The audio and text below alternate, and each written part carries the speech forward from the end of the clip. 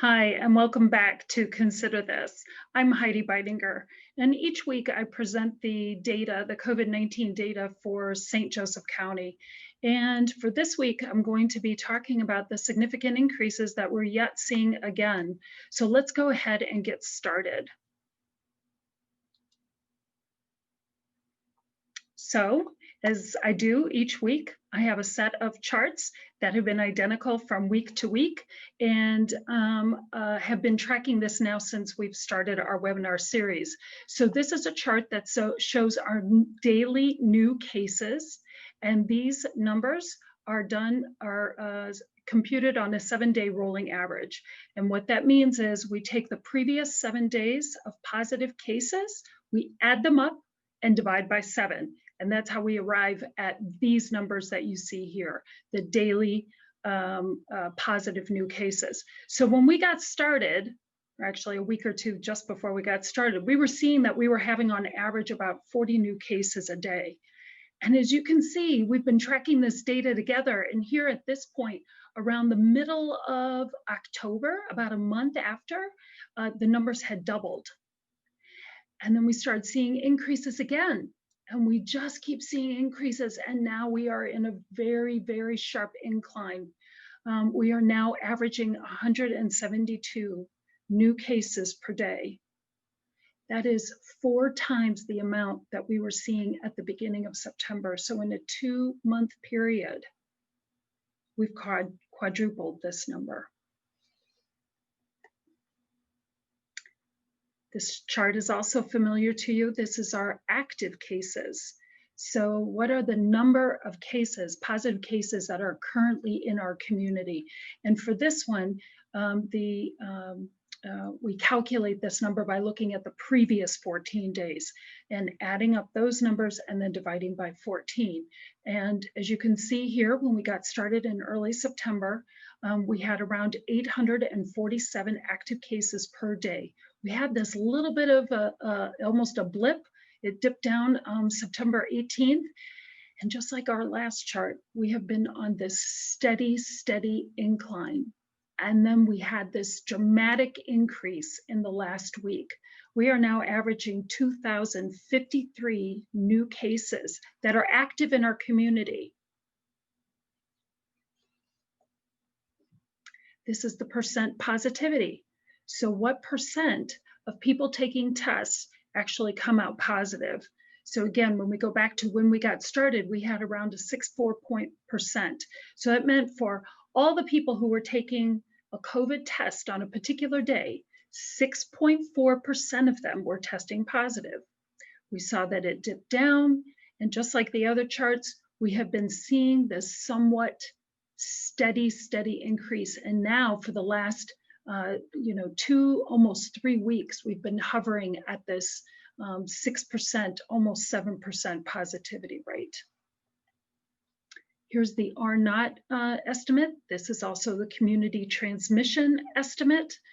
And again, the chart is really similar to the percent positivity. We've seen this increase. We saw a bit of a decrease, and now we are on this steady increase.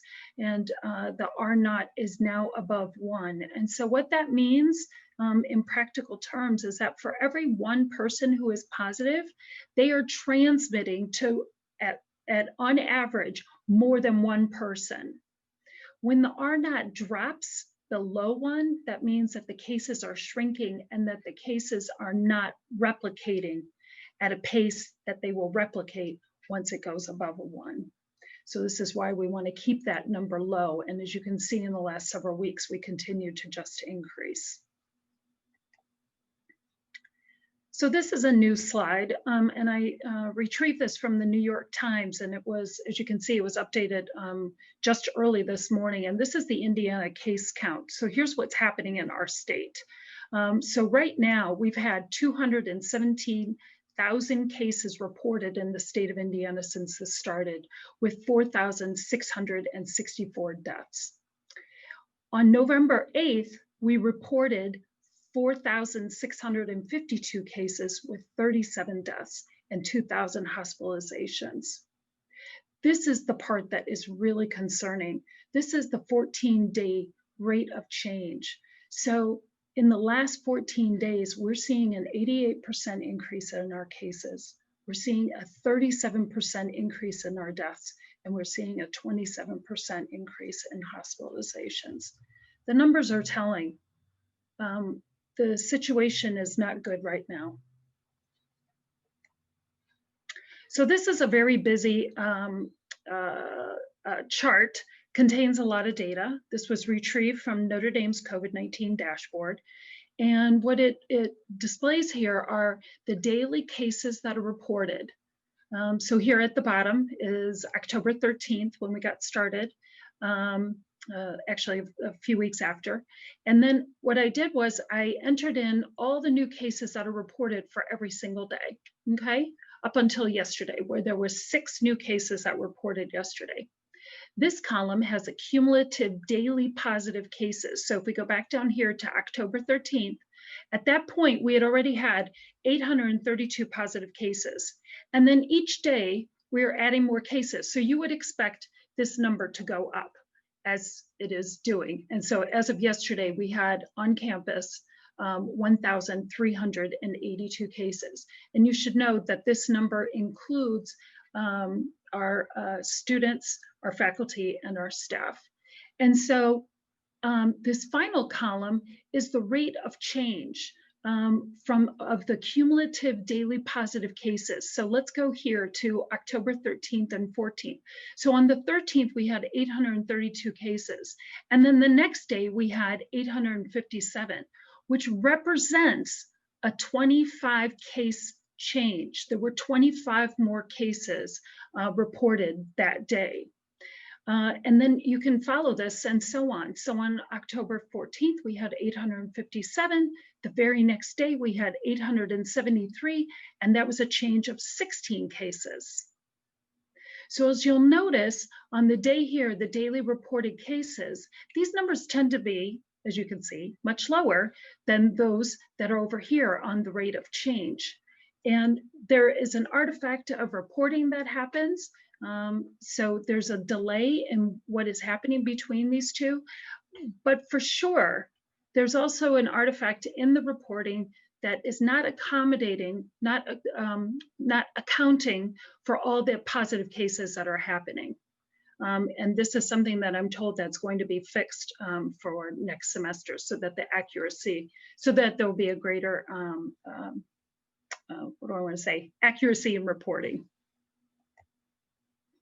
So this is a chart that shows that same data in that last table. This is a chart that just shows the data a little bit differently. So again, here are the daily new COVID positive cases, right? And then the orange line and circles show you the rate of change in the cumulative daily COVID cases. They follow the exact same trends, but as you can see, the rate of change accounts for a lot more positive cases. And as I've mentioned before, this is something as epidemiologists and as public health experts and as consumers of data that we need to question the data. This is our responsibility to investigate the data, sort of interrogate the data, and ask the difficult questions. Why are there differences in these numbers, and what is being done about it? And as always, I wouldn't be doing my job if I didn't talk about the public health prevention and messaging that we need to wear our masks, we need to be socially distancing, we need to be avoiding crowded spaces and places, and we have to be hand washing. We can't leave home without our masks. It's the thing that's going to protect us and our loved ones from getting COVID. So this is the schematic that I have in here in our presentation to say that of all the data points that we have available to us, we have new cases and active cases and the percent that are positive on a test, and we have the R naught, the community transmission. We never, as epidemiologists and public health experts, we never look at just one metric and then make decisions about a community as a whole.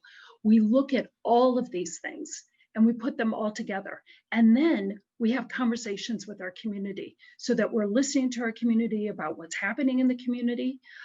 We listen to what's happening with possibly shortages at the hospitals, if we have staffing shortages and so forth, if we're having outbreaks at our local nursing homes. These are all things that we want to take into account in terms of what is happening in our community before we make any decisions about our community. So before I end and tell you that these are the data sources and the emails that you can go to, I think that I'm ending on a little bit of a grim note to say that things are very serious. COVID is being transmitted on our community, and it is on the rise, and it is all around us. So you have to ask yourself, what are you willing to do to ensure that you are preventing the transmission and protecting your loved ones?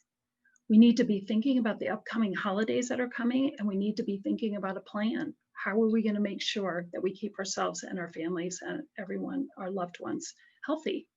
So again, here are the data sources if you want to investigate those numbers more deeply. And as always, if you have any questions or you want to email me, please do so at consider@nd.edu.